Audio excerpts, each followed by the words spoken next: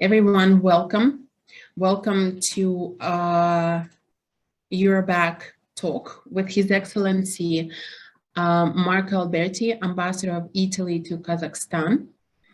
This is a great opportunity for us to speak with the Ambassador. We are going live on World Monitor Facebook page. World Monitor is a magazine, official information partner for EUROBAK, European Business Association of Kazakhstan. And as I said this morning, our guest of honor is His Excellency Ambassador Marco Alberti. Ambassador is representing here Italy in Kazakhstan. And you probably know that in the beginning or end of February, we tried to have an interview. Unfortunately, we had to reschedule it. And Ambassador, thank you so much for finding time once again in a year to give it the second try. Hopefully this interview will go well. We just had a whole power cut off in our office and a little technical issue appeared. So bear with us. If anything goes wrong, please do come back. We will fix it. And with our highest hopes, this interview will go ahead. The rules of the chat. Ambassador and myself will go through the questions, and then if and when we have time, those who are present in the Zoom room, you're welcome to ask questions from Ambassador directly. So we look forward to our interview, and we are ready to start. Ambassador, welcome, and thank you so much for joining EUROBAK talk this morning. Thank you very much for having me. Thanks a lot again. Ambassador, Kazakhstan is the first Central Asia country that you lived in. Could you share with us, let's start from light questions, right? Your opinion about the country, your impressions, first impressions, or maybe not so first already. Yeah. No, thanks again. Let me say that, you know, when you land Kazakhstan, the first impression is to feel welcomed. Kazakhstan is unbeatable, actually, and helped me and helped us who came for work, I mean, to get more involved and to get involved very fast. And particularly young people are open and very open to exchange knowledge, which is a sort of precondition, I mean, to make business also, but also to build a more inclusive society and a sustainable future. In general, my first impression is, after some months, is that the country has a huge potential, still partially unexpressed, you know. And I don't make reference only to the natural resources. I have met dozens of smart people, young people, for example, who are a privileged human capital for the development of the country. And I believe that this human capital is something that Kazakhstan has the possibility, I mean, to develop in order, I mean, to accompany its transformation. In general, you know, we need, as Italy and Kazakhstan, we need to help to one another to turn ideas and targets into concrete projects. Projects, not ideas, are what determines the quality of a bilateral cooperation that pretended to be strategic. And regarding Italy, my impression, I mean, landing Kazakhstan, is that we are a very complementary country. I want to leverage on this complementarity to make the most of the huge potential we have in terms of, you know, bilateral as well as multilateral relations. And when I say complementary, I mean, you know, everything. You are a big country, we are small. We are a very, you know, small and medium enterprises economic system. You are a big companies based system. You know, you have very energy intensive production. In the industry production, we are very low intensive production, and so on. We don't know what we want is that we don't want to be a simple investor in Kazakhstan, because we already are. We want to be a partner, and with all such partnership entails And I think that my first impression is that, there are all the possibility to build up this partnership. Thank you. Ambassador, you're talking about the partnership, investment, and for Italian companies doing business in Kazakhstan. I believe you came in September, right? Beginning of September. Right. This is when your posting started. And then the tragic events of January 2022 happened in Kazakhstan.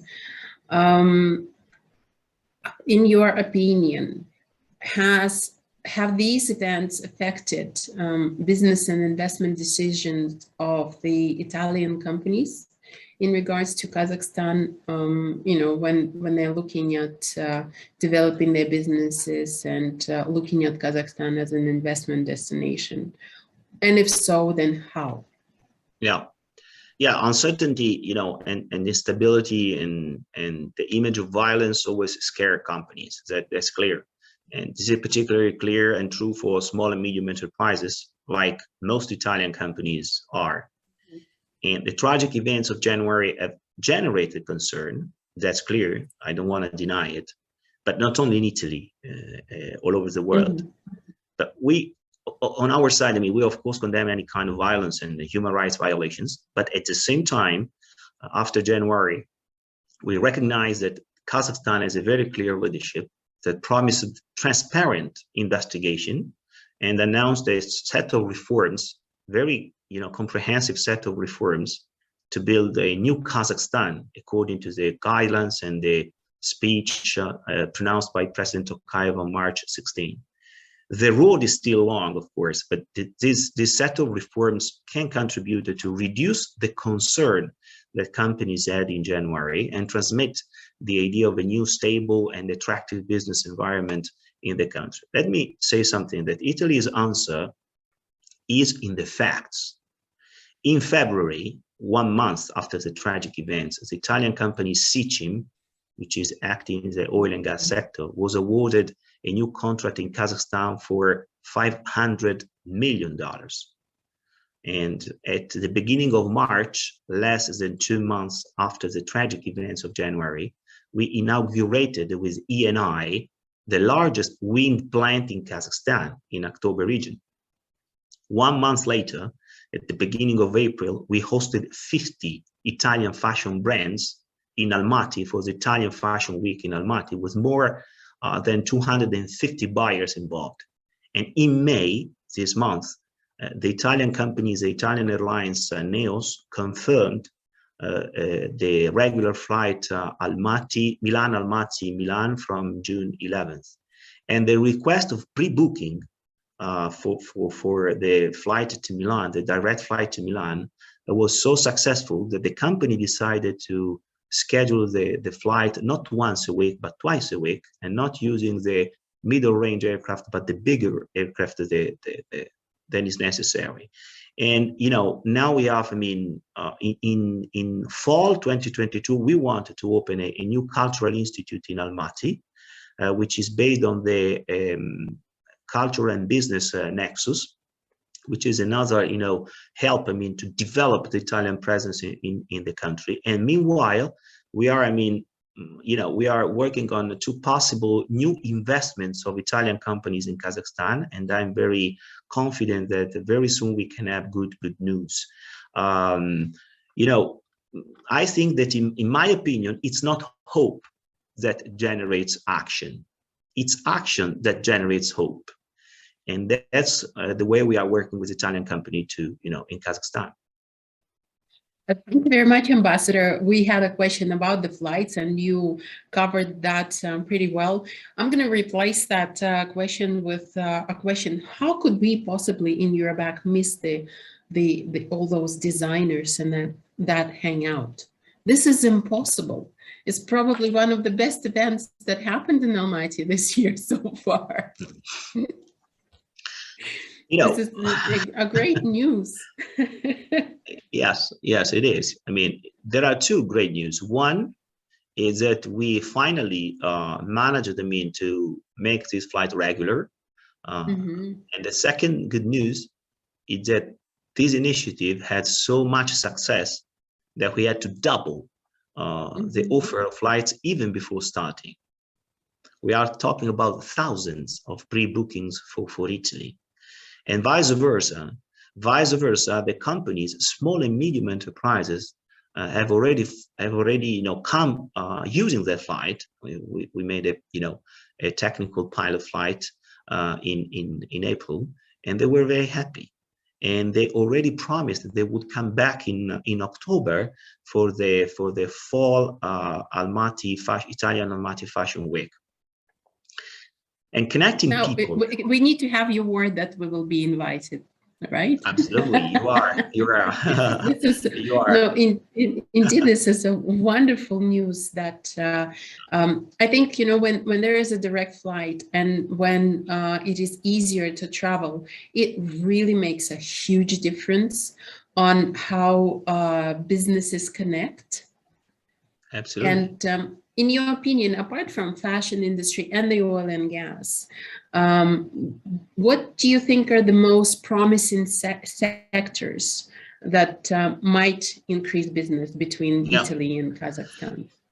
Look, let me say that first of all, I totally agree. For a business person in particular, any minute saved on traveling is a minute more dedicated to business. So, the direct flight is fundamental, and it is equally fundamental for tourism, because normally tourists, and particularly Kazakh tourists, according to our analysis, don't want to waste time in stopovers. So, with that in mind, let me say that, I would make a difference between made in Italy, which means basically export, and made with Italy, which makes a concept that makes reference to investments in Kazakhstan. Regarding export, of course, these sectors of fashion, food, furniture are the best ones. And let me say that the Italian export is flying high. Last year, 2021, the Italian export reached the historical record of 516 billion euros of exported goods worldwide. And if war in Ukraine does not disrupt the recovery after COVID-19, there is great room to grow in the export of Italian goods toward Kazakhstan as well. So that's regarding export. Regarding made with Italy, investments, partnership and investment joint ventures, I think that there are some, sectors of consolidated presence of Italy, like energy, petrochemicals, agricultural. These sectors are still very much promising for our companies. And in such sectors, we are trying to boost business, playing on the technological advancement that the Italian companies are able, to provide, including small and medium enterprises, or playing on the transformation that this sector are going through, like it happens in the energy sector, of course, which is moving quickly towards, the ecological transformation. And Italy is one of, just if you know that Italy is one of the European key players of the ecological transformation, and we are one of the top performers in regarding, the waste recycling and the circular economy. In other sectors, we are trying to bring something new to Kazakhstan, taking advantage of the high quality that Italian company can provide. A case in point, let me say, for example, could be that creative industries. Creative industry are something very relevant in Italy. The cultural and creative production system as a whole, which includes, of course, companies, but also public administration and non-profit organization, has a turnover in Italy of almost 96 billion euros, and activates in general sectors of the economy in Italy that, overall are 265 billion worth, equivalent to almost 17% of the national add value. So this is a general sector where we can, bring creative industry to stimulate small and medium entrepreneurship in Kazakhstan, according to the guidelines of the President Tokayev, and also creating new jobs. Sounds very on with what is Kazakhstan developing and working on right now. And I believe that Almaty has an ambition to become a capital of creative industries. And So that's the reason hopefully, why we want to connect very strongly Almaty with Milan. yes. The flight is average, but we have already scheduled some other initiatives which will connect strongly on the cultural sector, on the economic sector, and also on the institutional sector, the two cities. Yes. One of the sectors that you mentioned is climate and energy, including energy transition. Last November, the 26th UN Conference on Climate Change was held in Glasgow under the co-presidency of Italy. How can you comment on the reached agreements and the outlined plans of the country states? And a difficult question, in your opinion, will the situation in Ukraine affect the fight against the climate change? Yeah, my perception is that the perfect is always the enemy of the possible. And the Glasgow Climate Pact, despite not being perfect, let's put this way, reinforces the Paris Agreement, in our opinion, and in several ways. For example, the 1.5 degree goal is still alive, and that's a success. And the agreement provides countries with a strong framework for tracking commitments against the real world progress, and we have a rule book adopted. So, we failed certainly we failed to put a price on carbon and to call for an end of fossil fuels. That's true. Maybe it was not the best outcome possible of Glasgow 2021, but it was the most possible one given the current circumstances. And, war in Ukraine is seriously affecting the efforts to slow down global warming. That's clear. And that last March, the International Energy Agency released data showing that in 2021, global CO2 emissions rebounded to their highest level in history, reaching more than 35 gigatons. This put in evidence that even before war in Ukraine, the economic recovery from COVID-19 had not started as much sustainable as we hoped. And the World Health Organization is very clear. Every year, every single year, we have 7 million premature deaths, due to the pollution of air pollution and other pollutant causes. 7 million people dying of pollution, which means more than the victims of the COVID-19 so far. So the problem remains, and war in Ukraine is seriously affecting the efforts to slow down global warming. Absolutely. China, for example, has already, funded new coal plants. And, we are facing a serious climate disruption and potentially a sort of dangerous temptation, to return to coal. This being the case, an accelerated energy transition is even more important than before the war. So the point is not if war can disrupt, the fight against climate change, but how states, organizations, and companies react to this worsening of the situation. And I think that we have to increase global energy security because, if we keep on, fighting against climate change, it means that we are increasing global energy security, lowering energy prices for consumers, which is something that can affect, the stability, domestic stability of countries, and grant national competitiveness to the countries. Kazakhstan and Italy, all the countries face a dual challenges today: scaling up climate action and managing the potential disruption of the transition, including geopolitically speaking. So, decarbonization is necessary, and in my opinion, there are three main steps that countries need immediately to take. One is green generation, increase green generation, and to make it possible. Second, digitalization of grids, especially distribution grids. It does not make sense, to increase the green generation if you don't have a transport and distribution grid system able to absorb, flexible enough to absorb that energy. And last but not least, energy efficiency. Energy efficiency is an area to attract new investments and boost the decarbonization. That's very, very important, I mean, today, particularly in Kazakhstan. Indeed. Thank you for that explicit answer. And to echo that, we within the association are looking into establishing a new committee on ESG, because we see that more and more companies, they're paying a lot more attention to the topic of ESG, and that covers not only the decarbonization. Whoa, I can't even pronounce that word.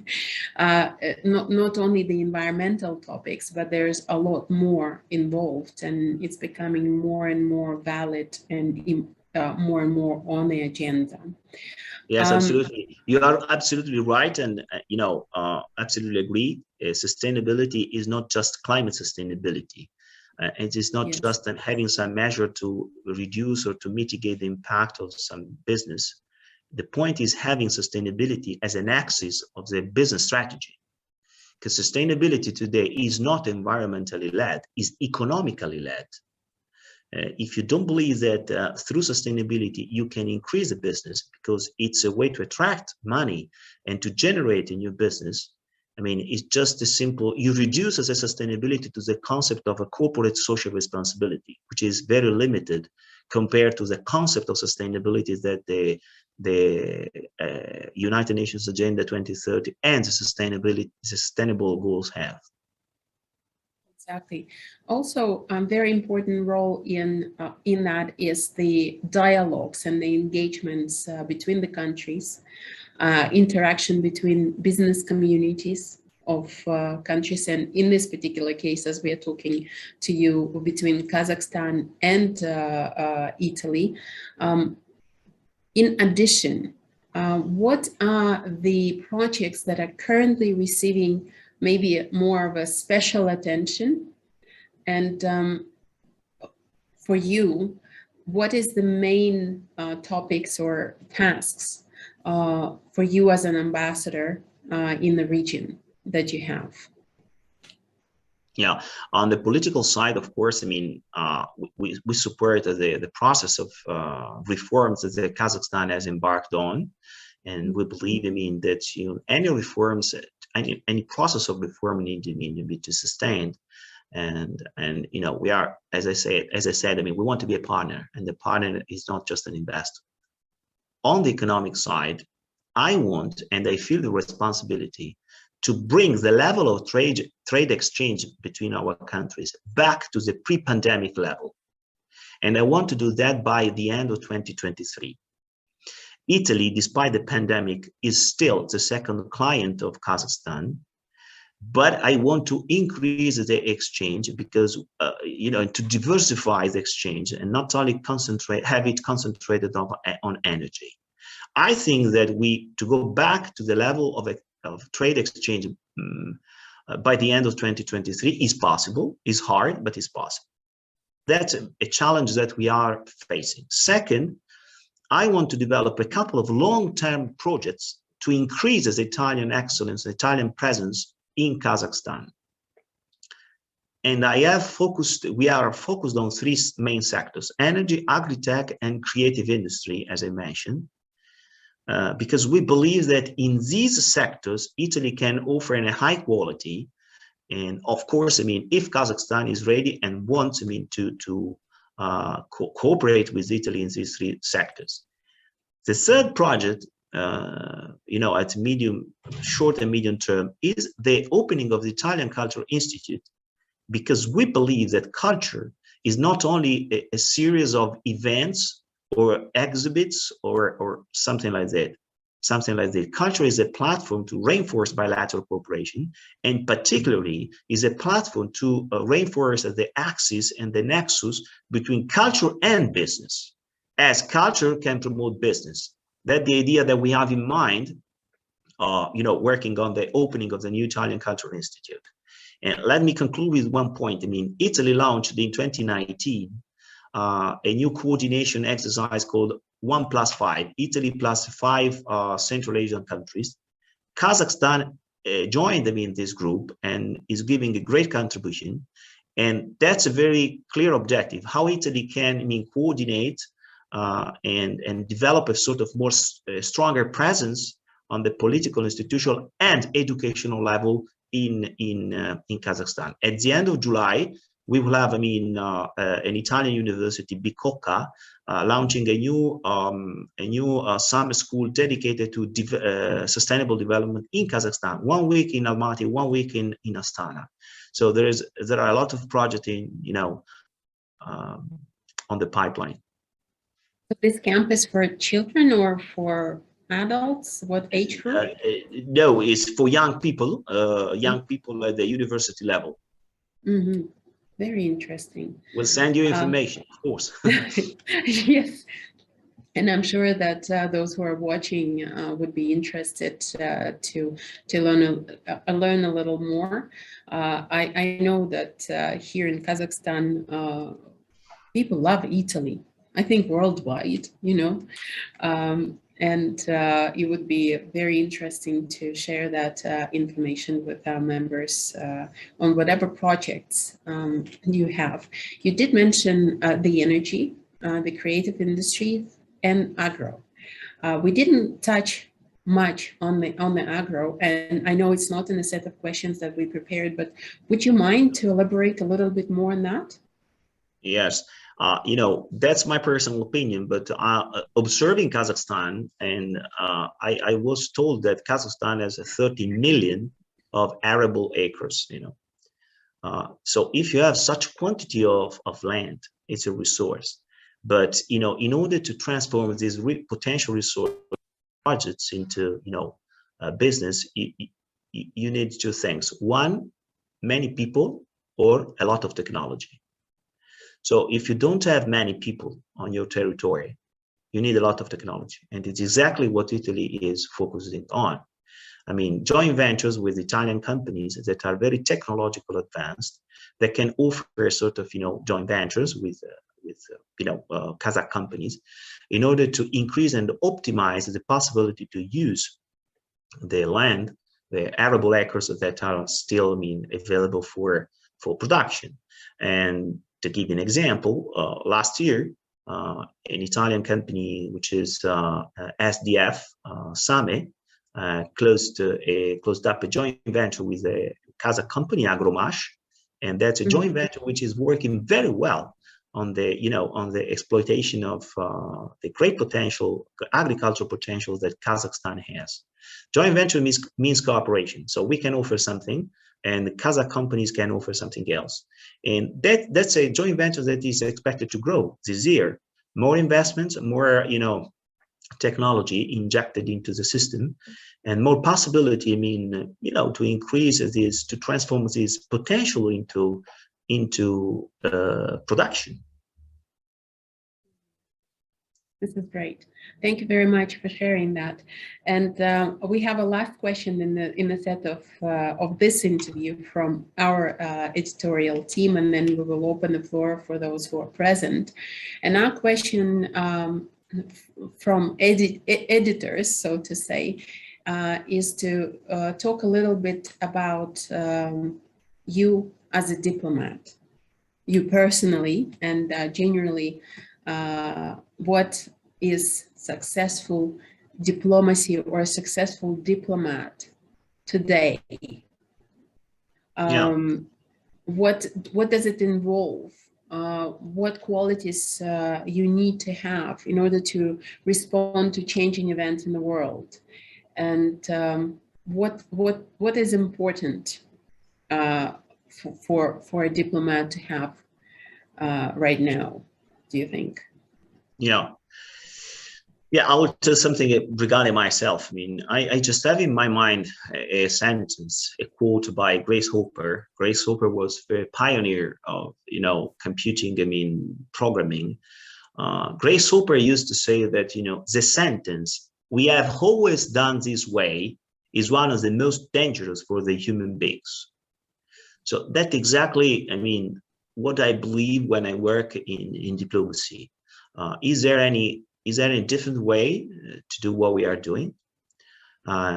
because the point today, also for diplomats, the same for business persons, is not just to be protected by a status, but the point is being able to generate value for our stakeholders. And in our case, is public value.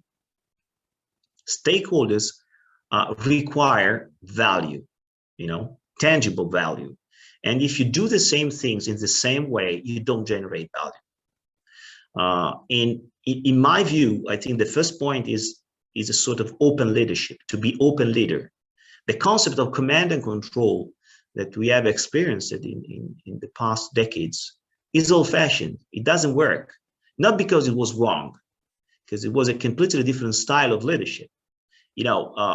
Command and control does not work because it is slow, because it's not flexible way of managing organizations, public or private. So the point is not to tell people what to do today, but to get the best of any person of your team, because you need the best of any person to create value. In terms skills or quality, I believe in the two C's: curiosity and creativity. If a diplomat is not curious about, the country of accreditation, the possibility to know new people, the way to develop, to protect and promote national interest, I don't know if he's a successful diplomat. Probably is a public servant. And the second point is creativity. When I say creativity, of course, I don't make reference, to the artistic inspiration, because we are not artists. But creativity is the capacity of offering different options to solve complex issues. The world today is extremely complex, is extremely unpredictable. And the only possible way to respond effectively to the international challenges, the global challenges that we are facing, is to be flexible, and to be, flexible enough, to find new solutions to the problems that we are facing. And last but not least, this flexibility is particularly useful to manage big data, to manage a digital, evolution of diplomacy also. And when I say, digital diplomacy, I don't make reference, to the digital tools or to the ability of using a social media. That's quite, evident and easy. But how technology, how digital transformation is changing the way we do diplomacy. That's a key point. How to design a sort of predictive diplomacy, which is more and more important, because our decision makers don't want us, to send them information, because they are absolutely able to get information from the capital cities. They want solutions, different options to solve problems that are more and more complex in modern times. So such capacity of being able to manage data requires, not only the typical, problem-solving attitude that as a diplomat we have learned over the years, but this requires decision-making attitude. We need to be able to take up our responsibility, to interact with others, and to make decisions. And it's a sort of, I read something which is very interesting also for diplomats. We need to be intrapreneurship. We are a public servant, of course, need to be able to face the problems as entrepreneurs. As a project managers, to design a project, to take up responsibility, to take up the risk of our decisions, and of course, to have clear in mind what the national interest is. Don't know if I answered you. Yes, thank you very much. And as I listen, I'm thinking that it really requires a big change within a person who, for example, went through old school of training, and entering into new times of huge challenges. And I can only wish diplomatic community to be able to manage it, because it is a very, very difficult task. You play one of the key roles in how relations develop between countries. Absolutely. And diplomacy entered probably a new era with the situation that is evolving right now. Yes, So, and let me emphasize one point that many people thought that diplomacy would not be necessary because of the transformation of times. Instead, I see that diplomacy is more and more important. The point is not if diplomacy is necessary, but what diplomacy we need, what kind of diplomacy we need, because diplomacy needs to evolve according to the evolution of the times. And I believe that, it's clear that we are moving quickly towards a multi-stakeholder diplomacy. It's not multilateral, it's multi-stakeholder. Because as a diplomat, I need to be able to manage, relations and contacts between you, EUROBAK, and companies and international organizations and the institution of Kazakhstan, which are different stakeholders, multi-stakeholders. And they need to be able, to manage complexity, which is something that in the past times it was not required, because, diplomats were protected by their status. Today's status is not, necessary. It does not protect you. It does not define you. It's not the position.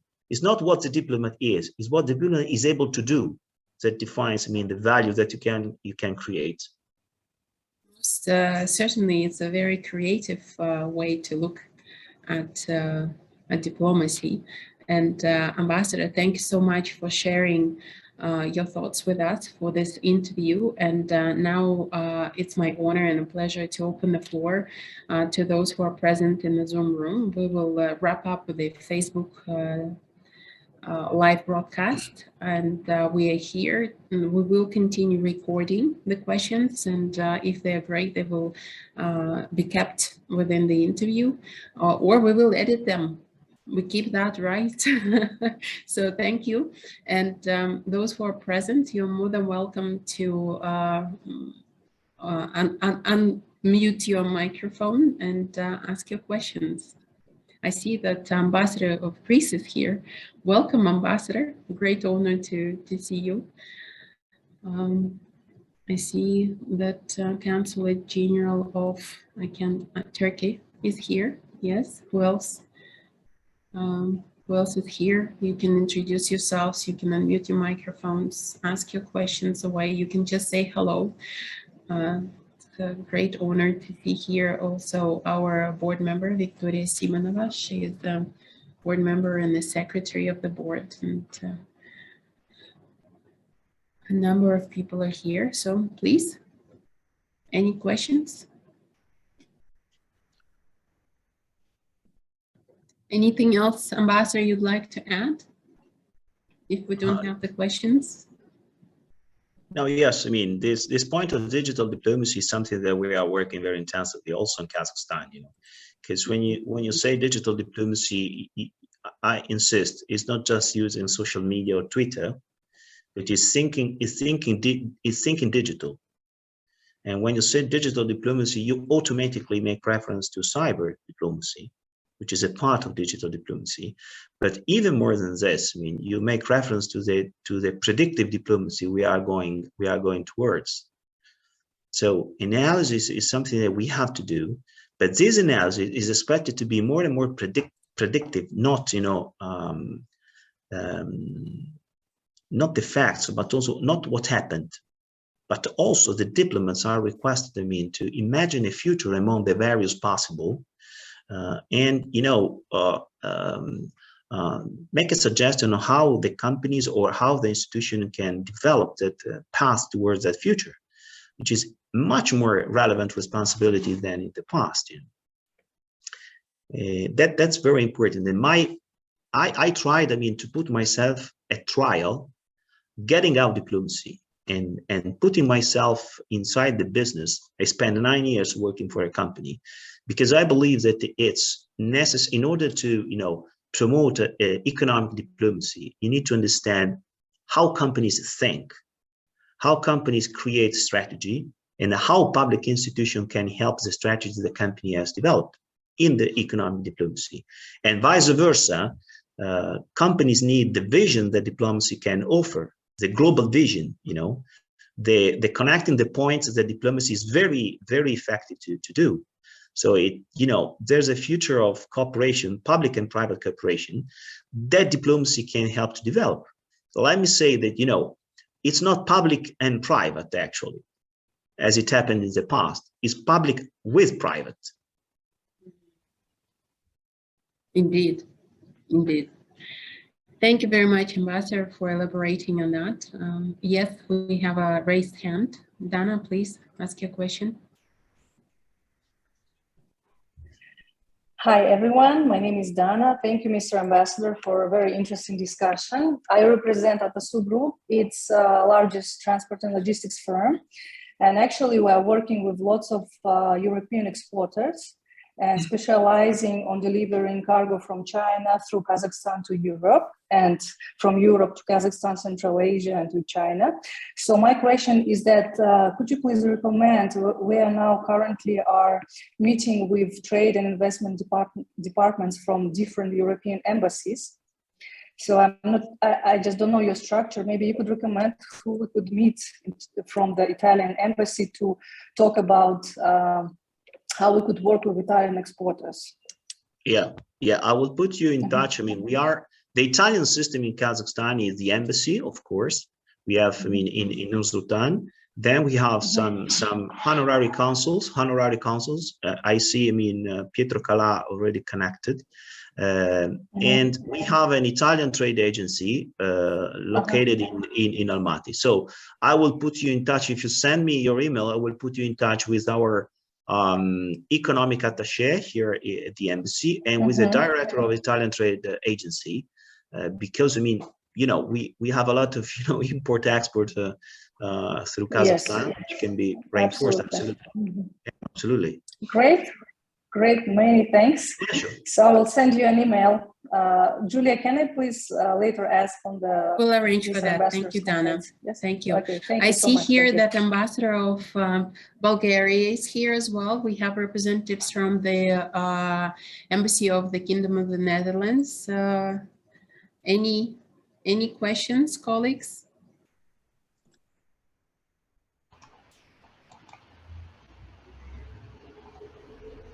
Hello. I don't know. Yes, it's working. No, I don't have real questions, but I very much concur with the Italian ambassador. We have a very similar view of how business and embassies and trade promotion should work. So, yeah, I feel very comfortable with your remarks. Thank you very much. Thank you very much for. Thanks a lot. Julia, let me say that there's something that not many know, that the main investor in Kazakhstan is European Union. So we have also responsibility. When you are the #1 investor in a country, you make business, but you also have the responsibility, to develop the business in the proper way and to increase the business, particularly in this time of geopolitical turmoil.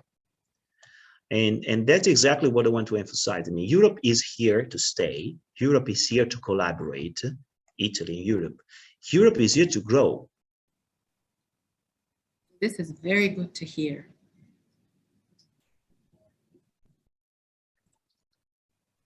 Yeah, I fully agree. Yeah, and among the European investors, I might remark that the Netherlands is actually the biggest investor in Kazakhstan, because a lot of companies are based and registered in the Netherlands. Yes, but that's capitals are partially Italian, as you know. Of course. Yeah. Ronald knows.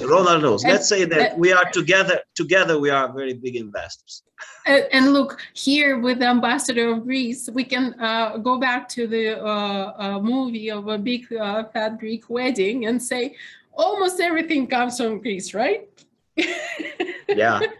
Let's start that conversation. No, but joking aside, just to give an example,